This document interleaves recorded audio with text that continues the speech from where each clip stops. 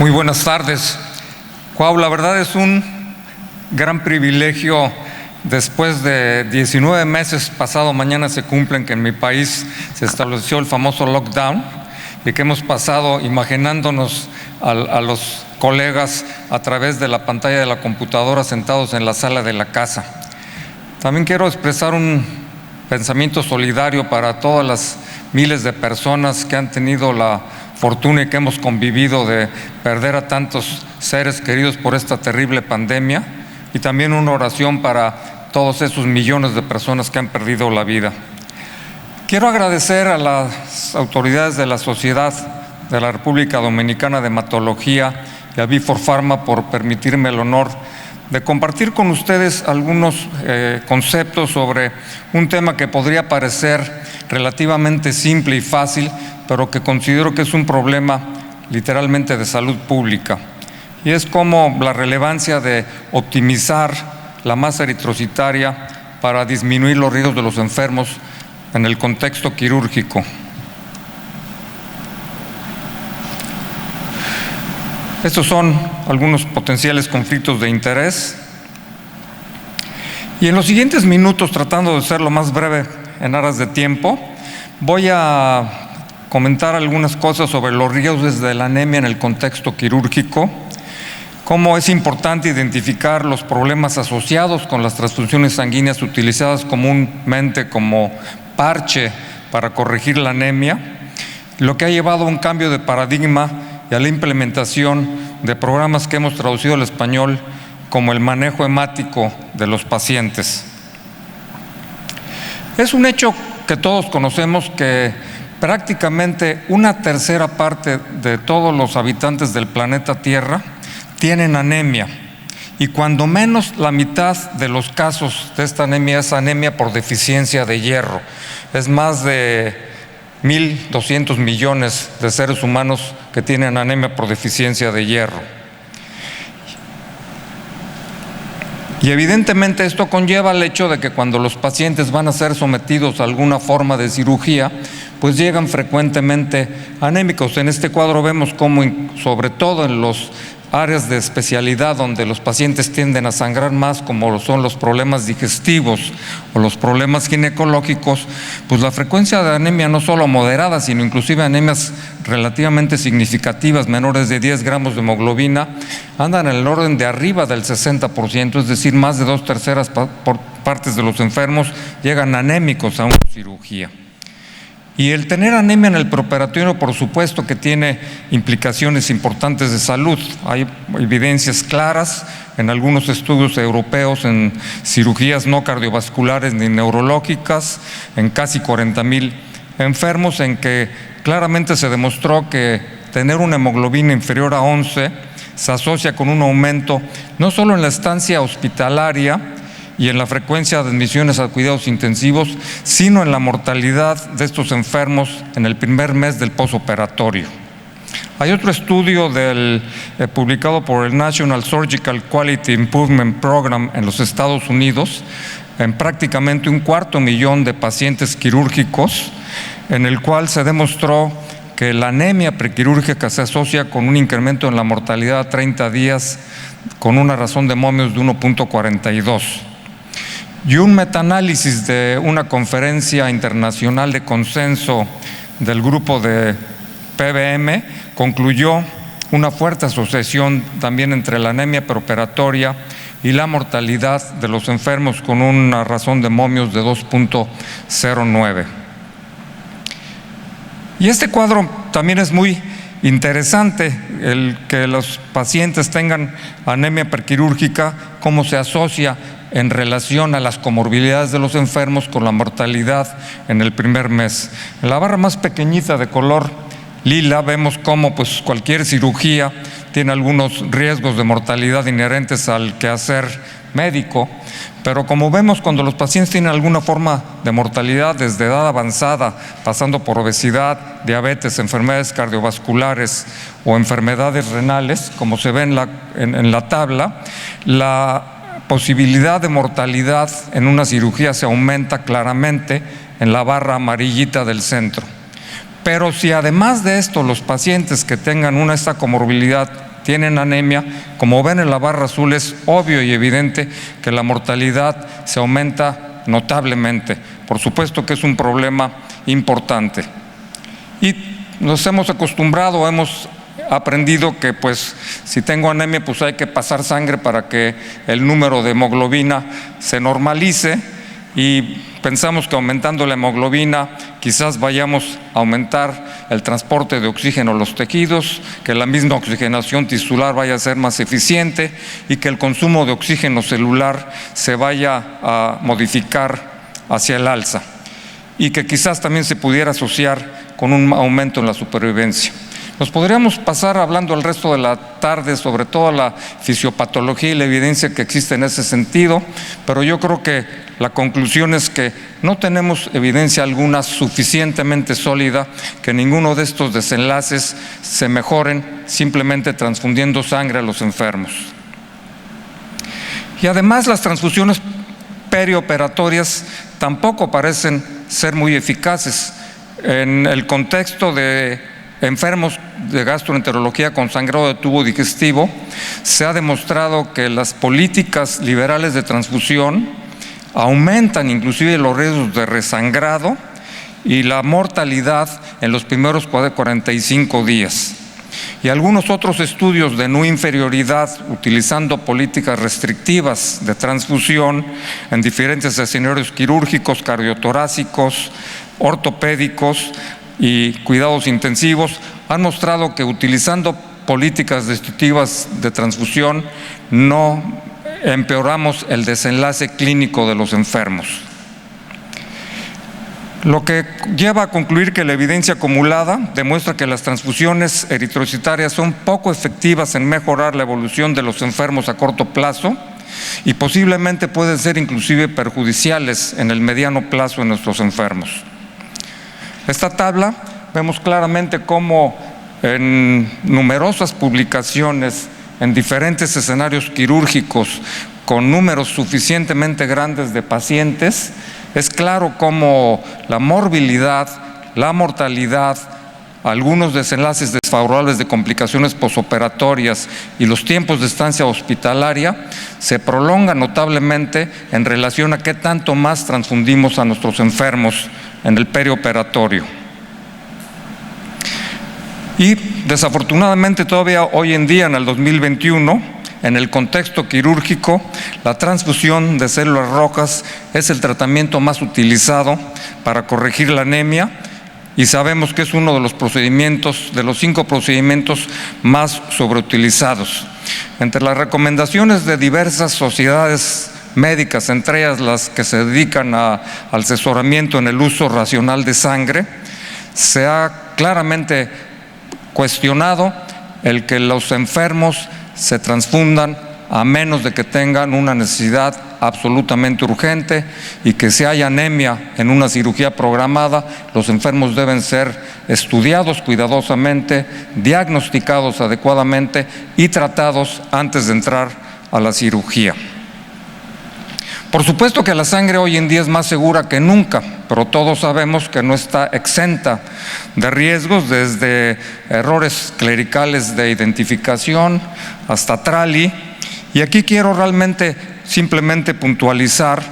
los costos de la sangre y las dificultades. No es un producto que podamos ir a comprar a la farmacia ni que podamos fabricar en un laboratorio. Y precisamente en relación a esta pandemia, al menos en mi país, yo creo que esto debe ser un problema global. Por supuesto que las donaciones de sangre han disminuido considerablemente. Los donadores no se querían acercar a los hospitales y con el lockdown famoso pues no había sangre, y durante muchísimos meses trabajamos en números rojos en las políticas transfusionales. Por supuesto que la sangre es un recurso limitado que debemos utilizar racionalmente. Y además cuesta. Esta es una tabla como en los Estados Unidos el costo de todas las cuestiones que se tienen que hacer para garantizar la seguridad del producto han triplicado su costo a través de los años. En mi país, en un hospital privado, transfundir una unidad de concentrado eritrocitario cuesta el equivalente de $500. Y en algunas instituciones públicas, a lo mejor esto es muchísimo más barato, pero finalmente alguien está pagando por ese producto y también tenemos que ser conscientes de los costos involucrados, que no son despreciables. Y sin embargo, muchísimas veces seguimos viendo únicamente con un ojo. Y este es un ejemplo de una mujer de 95 años de edad con algunas comorbilidades que tenía que ser sometida a una cirugía de reemplazo de rodilla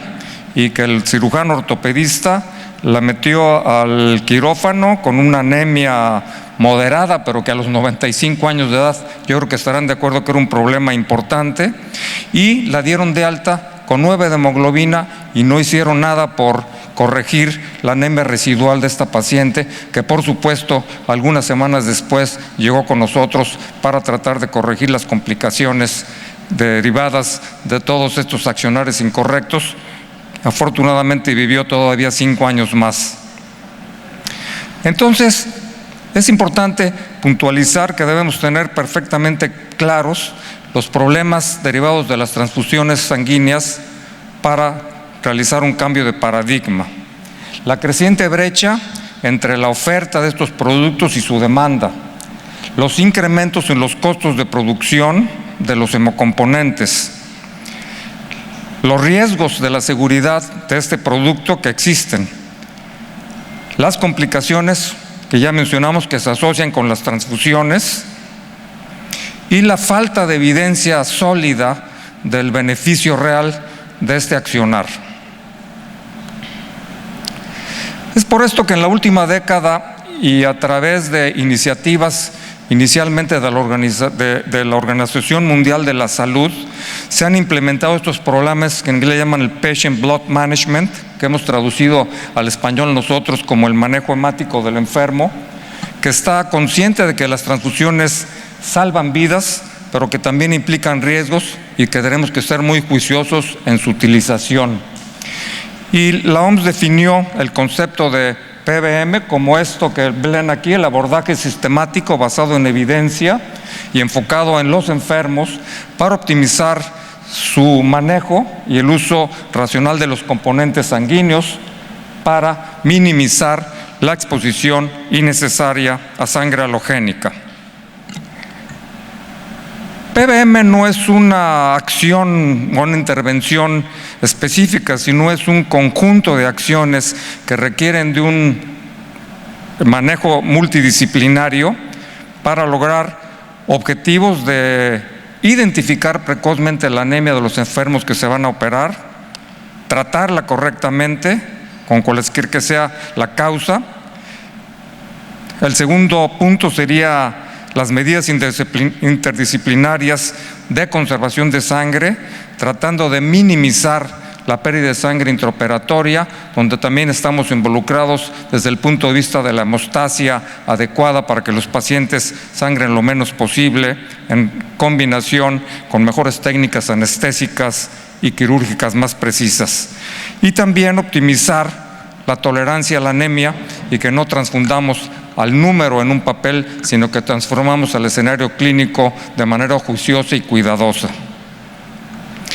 Y este PBM se ha fundamentado, y lo podríamos resumir en 3 pilares básicos. Uno es que tenemos que optimizar antes de la operación el volumen sanguíneo y la masa eritrocitaria. El segundo pilar es el intraoperatorio, que hay que minimizar las pérdidas sanguíneas. Y el tercero es convencer a las gentes que tenemos que tener más tolerancia a la anemia y no transfundir innecesariamente.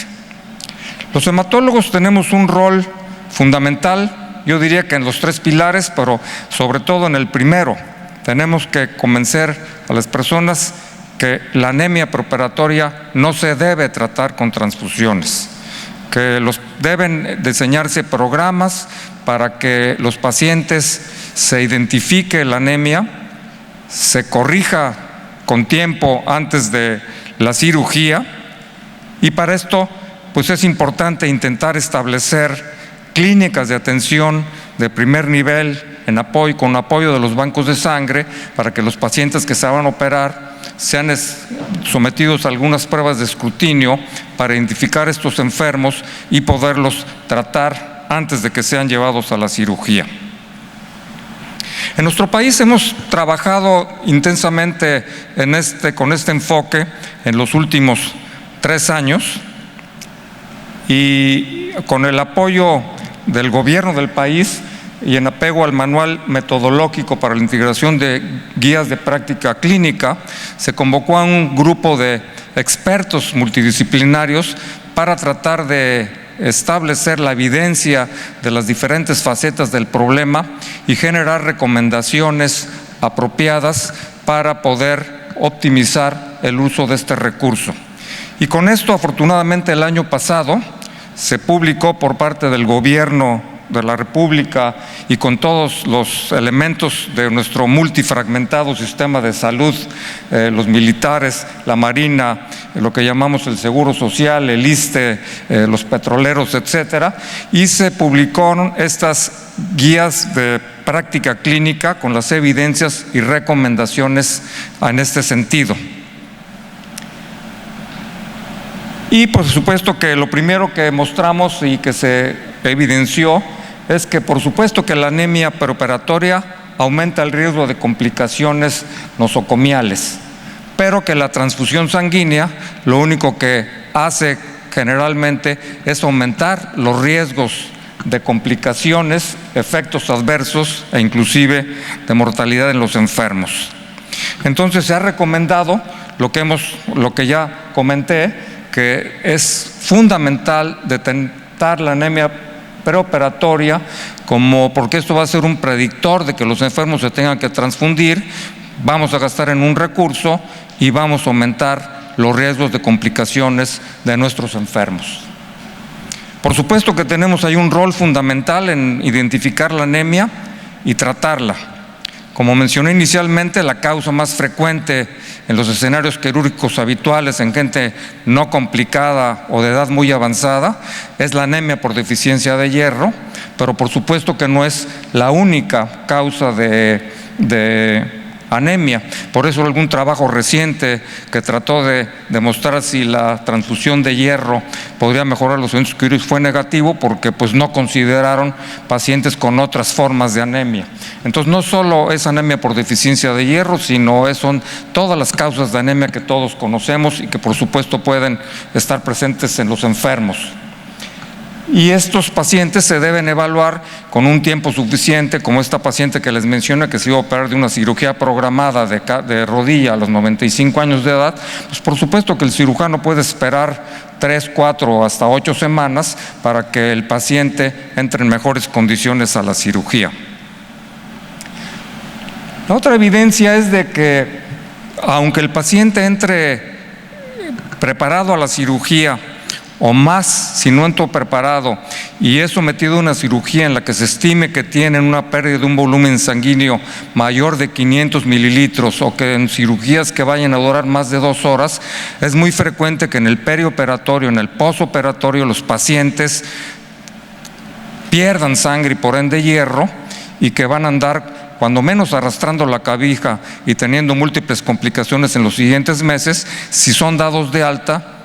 depletados de hierro o con anemia. Y entonces es importante que estos enfermos se estudien de la cinética de hierro en estas circunstancias en el perioperatorio, para intentar que estos enfermos sean tratados correctamente, casi siempre con hierro intravenoso, antes de ser dados de alta. Y también es claro que si compara uno un número muy grande de enfermos que han sido manejados con estos principios de PBM, comparándolos antes y después de que esto se implementara, vemos cómo en metaanálisis internacionales se puede lograr reducir el uso de sangre halogénica hasta en un 39% de los casos, lo cual por supuesto que es un importante ahorro. Entonces, otra de las recomendaciones es que tenemos que implementar estos proyectos en todos nuestros países, En México estamos trabajando intensamente en este sentido y lo primero que se tiene que hacer es poner el dedo en la llaga, identificar qué problema tenemos, cuántos pacientes en cierto lugar entran a una cirugía estando anémicos, cuántos pacientes entrando anémicos se transfunden, qué complicaciones tienen estos enfermos en el para poder, identificando el problema, acudir con las autoridades correspondientes para tratar de modificar estas ocurrencias. Y finalmente, como para muestra, dicen que falta un botón nada más, les voy a presentar un caso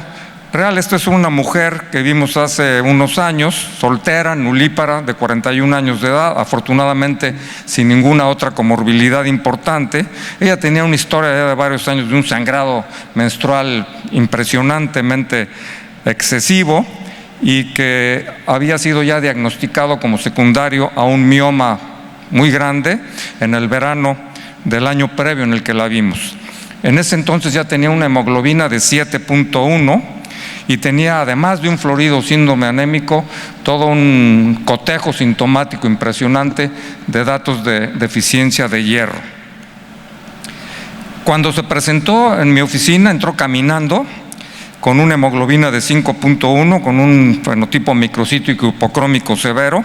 y con unos parámetros de la cinética de hierro absolutamente diagnósticos de una deficiencia absoluta de hierro. Nos cuestionamos qué se debería de hacer. La ginecóloga que lo refirió quería internarla y transfundirla de urgencia, y otro de sus colegas decía que había que transfundirla de urgencia y operarla literalmente esa misma noche. Otro internista que comentó quería ponerle hierro intramuscular. Era evidente que con un hierro oral nunca íbamos a alcanzar a un problema de este tipo, y yo creo, mi manera particular de ver es que el hierro por vía intramuscular también deberá estar proscrito del armamentario terapéutico de los hematólogos. Y por supuesto que no tenía la paciente ninguna indicación de que yo la tuviera que transfundir urgencia, no estaba en shock hipovolémico, no tenía una insuficiencia cardíaca derivada de la anemia y andaba caminando literalmente. Y entonces decidimos calcular el déficit absoluto de hierro para repletarla con las nuevas formulaciones de hierro intravenoso que todos conocemos, la carboximaltosa férrica, que también nosotros disponemos en México, que además de segura y eficaz, pues es muy cómoda de administrar. Y eso hicimos, le transfundimos el déficit total de hierro, y como ven aquí, a las 72 horas la citamos para asegurarnos que estaba bien, y en 3 días la hemoglobina había aumentado más de 1 gramo. La paciente nos dijo que por primera vez en muchos meses había dormido toda la noche. ¿Se acuerdan que mencionó que tenía el famoso síndrome de piedras inquietas, que también se asocia con deficiencia de hierro? Y esta mujer no podía dormir por ese fenómeno. A las 2 semanas había incrementado su hemoglobina al doble de lo que tenía inicialmente. A las 4 semanas ya no tenía anemia, tenía una hemoglobina por arriba de 12. Y a la 8ª semana, cuando hemos demostrado que los efectos de la reposición total de hierro logra su máximo efecto, la paciente tenía 14.2 de hemoglobina. Por supuesto que trabajamos junto con la ginecóloga para que nos detuviera el sangrado durante ese tiempo de reposición de la anemia. Y para la 8ª semana, entonces, además de la corrección de la anemia, demostramos que habíamos corregido la deficiencia de hierro, y la ferritina sérica era de 170 y la saturación de transferrina de 38%. Y con esto, a las 11 semanas de que la conocimos, la paciente fue sometida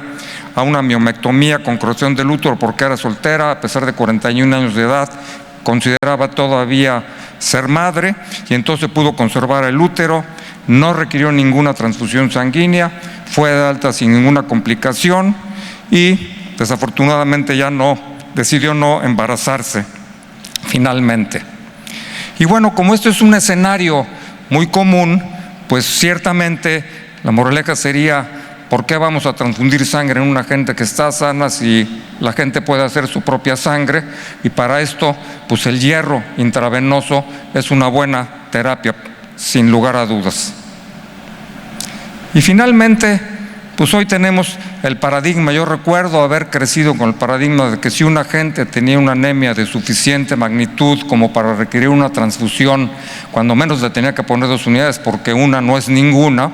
Hoy en día sabemos que debemos ser lo opuesto exactamente, debemos ir de una en una para tratar de corregir cuando se necesita una transfusión el escenario inmediato, y mientras más limitemos las transfusiones, además de ahorrar más sangre, seguramente vamos a poder salvar más vidas, y por supuesto para las grandes sociedades y para los que pagan, no deja de ser importante el ahorro de dinero. Muchísimas gracias por su atención.